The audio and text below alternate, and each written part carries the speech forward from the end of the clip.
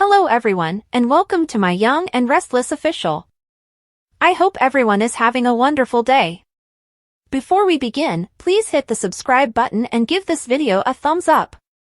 Kyle asks Claire at Chancellor Park what a campaign to win over her grandfather would look like. She advises that they prove to him how strong and serious their love is.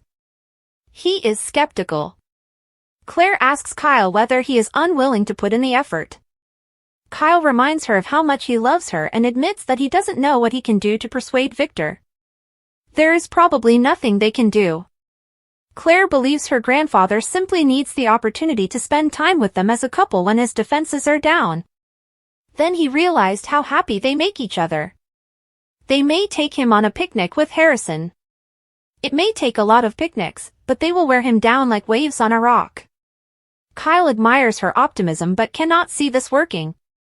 There has to be an answer, she maintains, adding that all they need is for Victor to see the love. Claire Kyle YNR. Kyle remains unconvinced. He is an Abbott, which implies he will always be viewed as an enemy. He doesn't understand why Claire is so determined on this. She is an adult, and their entire family already supports them. She notes that while she was learning about her family, Victor's narrative of overcoming adversity to develop a successful business and raise a family struck a chord. When she finally met him and felt his affection, she felt a sense of belonging that she had never known and didn't believe she deserved. Victor's hate runs as deep as his love, and there's no greater hate than his hate for the Abbotts, Kyle says to her. The man tries tirelessly to destroy his family. He points out that Victor just threatened him, told him not to buy Adam's flat, and to keep away from her.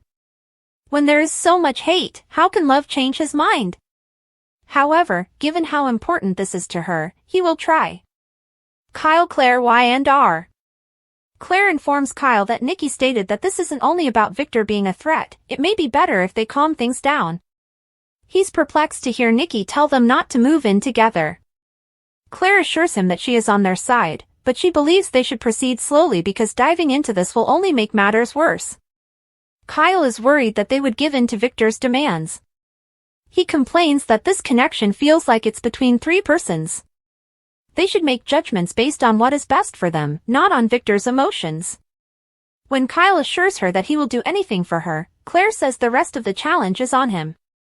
More, why is Amanda Sinclair returning? Phyllis prods Daniel. At Crimson Lights, Phyllis walks in and spots Daniel.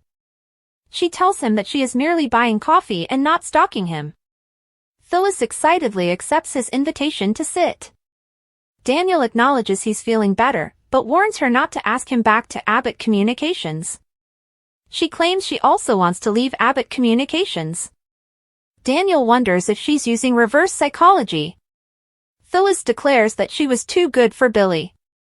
From now on, she'll be on an upward trajectory. Her son is pleased to hear this, but has reservations. The job had been her obsession, and it is now gone. Phyllis Daniel Y&R. Phyllis thinks the main reason she was excited was that they would be working together. It's over, and Billy will be going down. Especially since he's decided to replace me with his girlfriend, she tells me. When Daniel mentions Sally's talent, Phyllis dismisses her as just talented at putting pillows on couches and earning jobs from her boyfriends. Phyllis believes Sally can run something that is already on autopilot, but Abbott Communications will necessitate the ability to think outside the box. Sally will fail, and Billy will come pleading for Phyllis's return. But she has moved on. Daniel hopes Phyllis is earnest about moving on, but he is concerned about what she has planned next. His mother assures him that all of her aspirations are positive and that they all revolve around him. She wants them to take a new course together. Daniel advises that they simply keep each other updated on their progress instead. Phyllis claims they don't need Billy and his useless firm and can develop their own kingdom. Doing what exactly? He inquires. When she makes a joke about launching a communications company, he does not laugh. She moves her hands around and proposes that they feel it out, figuring it out will be half the fun. As long as her son is by her side, she is well. Daniel Phyllis Y&R.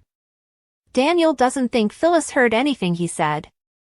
He adores her, but they both need to work on themselves before they can consider what comes next professionally, let alone establishing an empire. Phyllis disagrees. Finding a purpose is the best approach to overcome your troubles. Her son argues that she sounds desperate.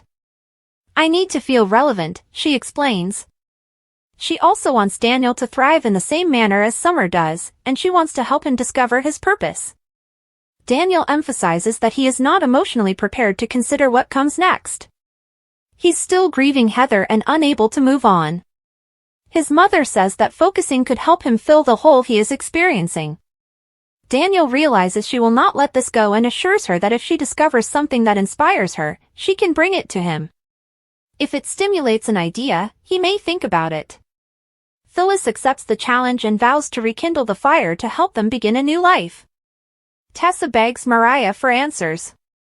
Mariah sits at the park overlook, staring into space, as Tessa jogs up to her. She's been looking for her, and she knows she comes up there to ponder. Tessa wonders when she will invite her in and explain what is wrong. She believes her wife is avoiding her. Mariah has been going for work early and returning home late, skipping breakfast and not reading to Arya. I am just tired. I'm busy, Mariah says. Her wife suspects something has happened but does not trust her enough to inform her. They used to share everything, but now she can't bear to look at her. Tessa Mariah Y&R. Tessa wonders whether this is because she wants Mariah to give Ian another chance. Mariah will admit that it is all about Ian and the horrible things he has done to her. She thought she was fine, but seeing him brought everything back. Learning that she was the reason he returned exacerbated the situation. Tessa reminds her that she was also a victim. Mariah is weary of hearing that. Tessa claims Ian was cruel and did evil. Mariah feels like she has been weak. She never saw Ian for who he was or what he could do because she was so desperate and broken. Don't say that, Tessa begs, reminding her of her kindness and generosity. She believes she has shut her off since she urged her to forgive Ian and expose their lives to that monster. Tearful Tessa states that she will apologize for the rest of her life. If she is unable to forgive her, perhaps they should consider therapy. More, Kate Linder's charity brunch. Mariah takes Tessa's hand and tells her she isn't the one who needs to be forgiven. Tessa begs her wife to tell her what it is as Mariah's eyes well up with tears. She can tell her anything, no matter how horrible it is, because she loves her. They'll get through it, just like they've done everything before. I'm sorry, Mariah sobs, hurrying away. Tessa Mariah Y&R. Tessa sits on the bench alone, staring and listening to the birds. Daniel passes by and says that they should have a jam session because they are both so bluesy. He notices how upset she is and asks whether she is okay. She bursts into tears and begins weeping into his shoulder.